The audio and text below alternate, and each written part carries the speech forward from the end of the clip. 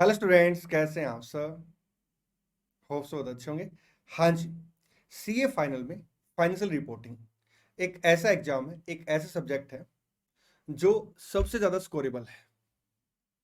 Student बड़े आराम से इस पेपर के अंदर एग्जाम्शन ले आते हैं, लेकिन कुछ स्टूडेंट एफआर में प्रॉपर परफॉर्म नहीं कर पाते और इवन कुछ स्टूडेंट एफआर में फेल हो जाते हैं। सबसे ज्यादा स्कोरेबल सब्जेक्ट होने के बाद भी स्टूडेंट अगर फेल हो रहे हैं या प्रॉपर परफॉर्म नहीं कर पा रहे हैं तो कहीं ना कहीं कुछ गैप है। मैं सीए पीएस बेनीवाल इस वीडियो में कुछ ऐसी बातें डिस्कस करूंगा जिनको अब आपने नवंबर 23 अटेम्प्ट के लिए फॉलो करना है। ऐसा भी हो सकता है कि जो बातें मैं यहाँ पे आपके साथ डिस्कस करूं, कुछ बातें आप ऑलरेडी फॉलो कर रहे हो और कुछ बातें फॉलो ना कर रहे हो। तो जो बातें अभी तक आप फॉलो नहीं कर रहे हैं, अब आपने इस वीडियो को देखने के बाद आज से फॉलो करना स्टार्ट कर देना है। वीडियो को अपने दोस्तों के साथ शेयर कर दीजिए, क्योंकि ये वीडियो हर उस स्टूडेंट के लिए रेलिवेंट है जो नवंबर 23 में एफआर के एग्जाम देने वाला है।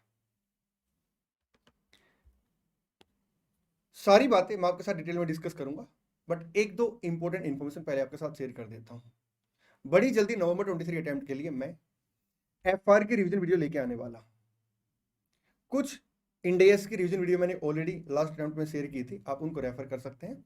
और बाकी जो टॉपिक बचे हुए हैं, जो इंडेस बचे हुए हैं, उनकी रिवीजन वीडियो मैं बड़ी जल्दी आप लोगों के लिए लेके आने वाला हूं। सेकेंड, स्टूडेंट की डिमांड में हमने क्या किया है, जो मेरा एफआर का फास्ट ट्रैक कोर्स है उसका प्राइस बेटा नॉमिनल कर दिया 1999। और 1999 में आपको क्लास के साथ साथ सर 10 मॉक टेस्ट मिलने वाले हैं और ये मॉक टेस्ट पेपर आपको इवेल्युएट होकर मिलेंगे। बड़ी जल्दी हम लोग मॉक टेस्ट सीरीज स्टार्ट कर रहे हैं एफआर के लिए। सर अगर हमें अलग से टेस्ट सीरीज लेनी है तो क्या पॉसिबल है? नहीं, हम लोग ना अलग से टेस्ट सीरीज नहीं ले रहे हैं। हाँ, अलग से कोई फी भी नहीं ले रहे हैं। 1999 में आपके 10 मॉक टेस्ट कवर हो जाएंगे, 3 व्यू आपको मिलेंगे। और एक बात और मैं आपको बता देता हूं, मैंने 100% कोर्स कवर करा रखा है और भर भर के प्रैक्टिकल क्वेश्चन क्लास में सोल्व करा रखे हैं। चलिए मेरे प्यारे प्यारे दोस्तों, मेरे प्यारे प्यारे बच्चों, अब वीडियो में बात कर लेते हैं उन बातों के बारे में जो अब आपने फॉलो करनी है, सो दैट नवंबर 23 अटेम्प्ट में आप एफआर में आराम से एग्जाम्शन ले आए। देखिए, सबसे इंपॉर्टेंट बात, एफआर के अंदर ना 4 चैप्टर ऐसे हैं जिसमें से एटलीस्ट 50 मार्क्स का पेपर हर बार आता ही आता है। सिर्फ 4 चैप्टर में से ना, कई बार 60-70 मार्क्स तक का पेपर भी उन 4 चैप्टर में से आया हुआ है। और स्टूडेंट पता क्या गलती करते हैं, उन 4 चैप्टर पे ना स्टार्टिंग में फोकस कम करते, कहते यार ये चैप्टर बड़े हैं। मेरे प्यारे प्यारे बच्चों, नो डाउट ये चैप्टर बड़े हैं, लेकिन ये चैप्टर एग्जाम के लिए मोस्ट इंपोर्टेंट भी है। आइए, सबसे पहले आपने क्या करना साहब, आपने ना लिख दूं? हाँ जी सर। एक काम और करें, आप कॉपी पेन लेके बैठे और जो जो बातें मैं यहां पे लिखवा रहा हूं प्लीज उनको नोट डाउन कर लें। सबसे पहले देखिए, आपने क्या करना साहब, मोर फोकस करना। To do more focus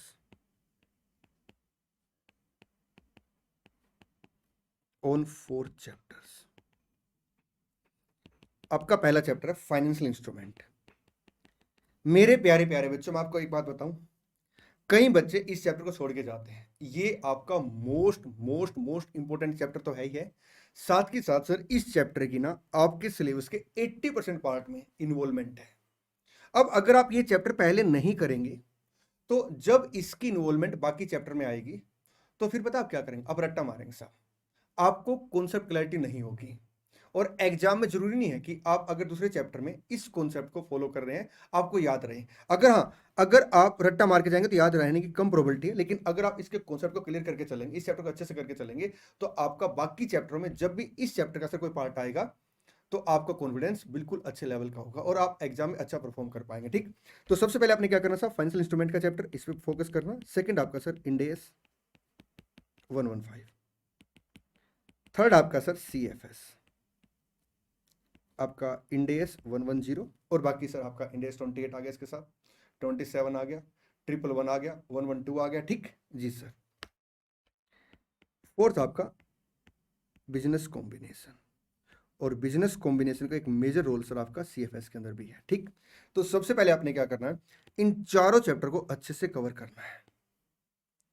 second, क्या गैप देखा गया है कि स्टूडेंट ना जब एग्जाम के अंदर बैठता ना वो क्वेश्चन को कंप्लीट नहीं कर पाता है, एक या दो पॉइंट उसके रह जाते हैं। और इसके पीछे जो रीजन है ना, वो रीजन है लैक ऑफ प्रैक्टिस। आपने क्या करना साहब, प्रैक्टिस बढ़ानी है। Lack of practice and revision की वजह से स्टूडेंट सर प्रॉपर परफॉर्म नहीं कर पा रहे हैं एफआर के एग्जाम के अंदर। आपने क्या करना, प्रैक्टिस ज्यादा से ज्यादा करनी है। और एक बात मैं आपको बता दूं, आपका प्रैक्टिकल सब्जेक्ट है, आपको प्रैक्टिस पता कैसे करनी है, क्वेश्चन को सोल्व कर करके देखना है। सर टाइम बहुत लगता है मेरे प्यारे प्यारे बच्चों, नो डाउट टाइम लगेगा, लेकिन सर वो रिजल्ट ओरिएंटेड भी तो होगा। आपको मैं बताऊं, मैंने ना एक अलग से वीडियो शेयर कर रखी है, how to practise practical subject, या प्रैक्टिकल सब्जेक्ट को कैसे कवर करें। आप उस वीडियो को जरूर देखें। उस वीडियो को अगर आप रेफर करते ना, तो आपका अगर मान लो पहले एक चैप्टर को करने में 3 घंटे लगते थे, तो आपका मुश्किल से सर 40 से 45 मिनट लगेंगे। इतना फास्ट हो जाएगा साहब। और प्रैक्टिस में सर आप क्वेश्चन सोल्व करके देखेंगे। आप आज से अपने आप से प्रॉमिस कर लो कि आपको क्या करना है, एटलीस्ट 3 रिवीजन, 3 रिवीजन आपको करने ही करने हैं। सर मैं आपको एक बात बताऊं, मैं क्लास के अंदर ना रिवीजन के ऊपर बड़ा फोकस करता हूं, और स्टूडेंट अगर मेरी बातें मानता है ना, तो जब क्लास चल रही होती है उसके सिलेबस कंप्लीट होने तक ना, वो कम से कम 4 बार रिवीजन क्लास के साथ साथ ही कर लेता है। थर्ड, आपने क्या करना है, अगर आपकी क्लासें चल रही हैं तो आप प्लीज होमवर्क के क्वेश्चन जरूर करें। जैसे हम भी होमवर्क के क्वेश्चन देते हैं और साथ में सॉल्यूशन भी दे देते हैं स्टूडेंट को ना, और मैं होमवर्क के क्वेश्चन अगली क्लास में से डिस्कस भी करता हूं। होमवर्क के क्वेश्चन मस्ट है। होता क्या है, आप किसी फैकल्टी क्लास अटेंड कर रहे हैं, आप जब क्लास को अटेंड कर रहे हैं ना, तो सर आप अच्छे से उसको समझ रहे हैं, ठीक, आप उसको रिटेन कितना कर पाएंगे साहब, और बाद में उसके ऊपर परफॉर्म कितना कर पाएंगे, क्या किसी पॉइंट में आपको दिक्कत है या नहीं है, ये सब बातें पता आपको कब पता लगेगी, जब आप क्वेश्चन खुद से सोल्व करके देखेंगे। तो मेरे प्यारे प्यारे बच्चों, अगर आपकी क्लासें चल रही हैं तो प्लीज होमवर्क के क्वेश्चन एक बार खुद से सोल्व करके देखिए। और हाँ, अगर मान लो किसी क्लास में होमवर्क आपको नहीं दिया गया है, तो पता फिर आप क्या करेंगे, सर खुद से कुछ क्वेश्चन जो क्लास के अंदर कवर कराए थे उसकी प्रैक्टिस करें। अब जो मैं बोलने जा रहा हूं सबसे इंपॉर्टेंट पॉइंट है, और ये पॉइंट है साहब, नो सेलेक्टिव स्टडी। होता क्या है, कुछ स्टूडेंट ना सिलेक्टिव स्टडी करके चले जाते हैं, उसमें से एक दो का तुक्का लग जाता है, और वो फिर हर किसी को बोलते हैं सिलेक्टिव स्टडी कर लो, काम चल जाएगा एफआर के अंदर ना। कितने सारे बच्चे सर सिलेक्टिव स्टडी की वजह से फेल होते हैं, वो डेटा कभी बाहर ही नहीं आ पाता। इसलिए प्लीज नो सिलेक्टिव स्टडी। और मैं आपको बताऊं, सिलेक्टिव स्टडी के 2 मतलब होते हैं। एक, आपके 30 चैप्टर है, आपने 2 चैप्टर छोड़ दिए, ये सिलेक्टिव स्टडी में आएगा। आपके 30 चैप्टर है, आपने 30 के 30 चैप्टर किए, लेकिन हर चैप्टर का सर आपने 2 से 3 क्वेश्चन छोड़ दिए, ये खतरनाक सिलेक्टिव स्टडी है सर। ये स्टडी तो बिल्कुल ही मत करो, क्योंकि अगर आप एक चैप्टर पूरा छोड़ रहे हैं ना, तो आपका माइंड सेट है यार इस चैप्टर में जो आएगा मैं उसको छोड़ दूंगा, ठीक है। लेकिन अगर आप हर चैप्टर के 2-2 3-3 क्वेश्चन छोड़ रहे हैं, एक एक 2-2 कॉन्सेप्ट छोड़ रहे हैं, और वहां से अगर क्वेश्चन आ गया ना, बड़ी दिक्कत हो जाती है। इसलिए प्लीज नो सिलेक्टिव स्टडी। और अभी आपके पास टाइम है, पता है सिलेक्टिव स्टडी हम कब करते हैं, जब अपने पास टाइम नहीं होता है। अब आपके पास अच्छा खासा टाइम हो, इस टाइम को प्रॉपर आपने यूटिलाइज करना है, और आज से no selective study. Point number 5, sir concept clarity पे अच्छे से फोकस करें। प्लीज मेरे प्यारे प्यारे बच्चों, रिक्वेस्ट आप लोगों से ना, डू मोर फोकस ऑन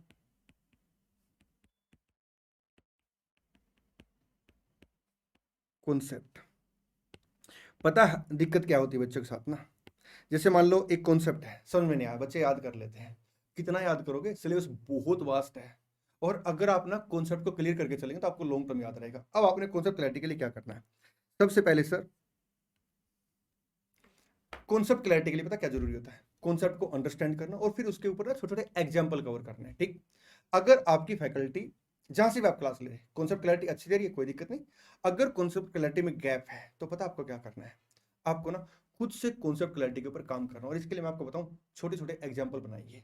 जैसे एक एग्जाम्पल ले लेते हैं, आपने सीएफएस का क्वेश्चन करना, उसमें फेयर वैल्यू एडजस्टमेंट है, ठीक है, आपको क्लैरिटी नहीं आ रही है, उसका एक एग्जाम्पल बना लीजिए। जैसे फेयर वैल्यू एडजस्टमेंट में प्रॉपर्टी प्लांट एंड इक्विपमेंट में बच्चा क्या करता है, फेयर वैल्यू एडजस्टमेंट कर देता है on the rate of acquisition, और पोस्ट एक्विजिशन सर वो उसका डेप्रिसिएशन का इंपैक्ट ले लेता है रिवैल्यूड अमाउंट के ऊपर, फेयर वैल्यू के अमाउंट के ऊपर, मतलब कैरिंग अमाउंट और फेयर वैल्यू में जो डिफरेंस है उसका इंपैक्ट पोस्ट एक्विजिशन पीरियड में वो ले लेता है, ठीक। लेकिन जब बात इन्वेंट्री की आती है वो अटक जाता है वहां पे। अब आपको क्या करना है, इन्वेंट्री का एग्जांपल बनाइए कि डेट ऑफ एक्विजिशन पे कैरिंग अमाउंट ऑफ इन्वेंट्री इतनी है, और आपका फेयर वैल्यू इतनी है, अब इन्वेंट्री इतनी बिक गई है, उसके साथ सर एक एग्जांपल कीजिए। ठीक, ऐसे छोटे छोटे एग्जांपल से आपने क्या करना, कॉन्सेप्ट को डेवलप करना है।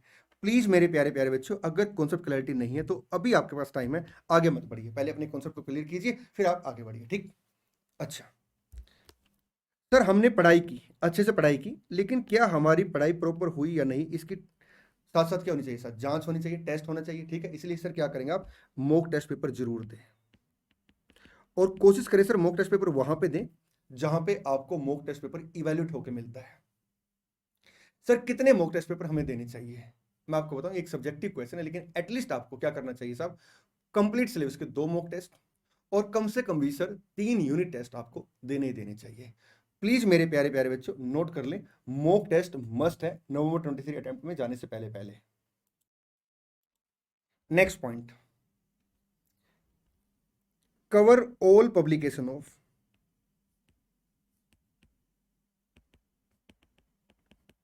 ICI। कई स्टूडेंट क्या करते हैं, स्टडी मटेरियल तो कर लेते हैं, ठीक है, स्टडी मटेरियल के अलावा जैसे RTP है, MTP है, आपका सजेस्टेड आंसर है, उसमें से कोई एक पे फोकस करेंगे, जैसे सजेस्टेड आंसर पे फोकस कर लिया, RTP पे फोकस कर लिया, MTP को इग्नोर कर दिया। जबकि सर आपका जो एग्जाम आता है वो किसी भी पब्लिकेशन से आ सकता है, इसलिए आपने क्या करना है, ICI के सारे पब्लिकेशन जिसमें आपका RTP है, MTP है, सजेस्टेड आंसर है, स्टडी मटेरियल है, आपने कवर करके चलना। ठीक, एक प्यारी सी बात और मैं आपको बताता हूँ, एग्जाम में अगर कोई नया क्वेश्चन आपको देखने को मिलता है ना, और अगर आपके कॉन्सेप्ट क्लियर है ना, तो आपको उस क्वेश्चन में अपनापन लगेगा, आपके लिए वो नया क्वेश्चन होगा ही नहीं। आपने कॉन्सेप्ट क्लैरिटी करनी है, और सर साथ साथ क्या करना है, ICI के सारे पब्लिकेशन कवर करने, उसके बाद सर आपने क्या करना, MTP देना। ठीक, एक इंपॉर्टेंट बात और, आपने कंसिस्टेंसी मेंटेन करनी है।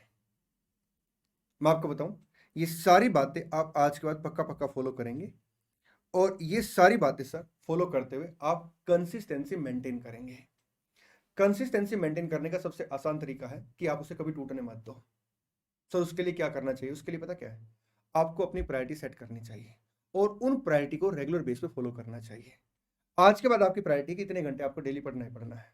अब अगर कोई और काम भी आता ना, पता आप क्या करेंगे, अपनी प्रायोरिटी को जैसे आपने सेट कर लिया कि पहले पढ़ाई करनी है, पहले आप पढ़ाई करेंगे, टाइम बच के तो बाकी काम करेंगे। लेकिन कई बच्चे पता क्या गलती करते हैं कि यार एक काम कर लेते हैं, कल पहले ये काम कर लेंगे, टाइम बच के तो पढ़ाई कर लेंगे। सर वो टाइम बचेगा ही नहीं है।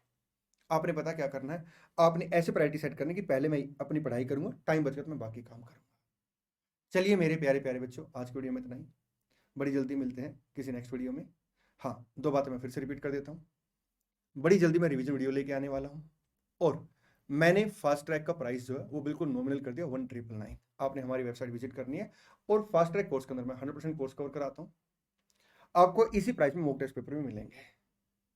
Thank you so much, all the best, God bless you.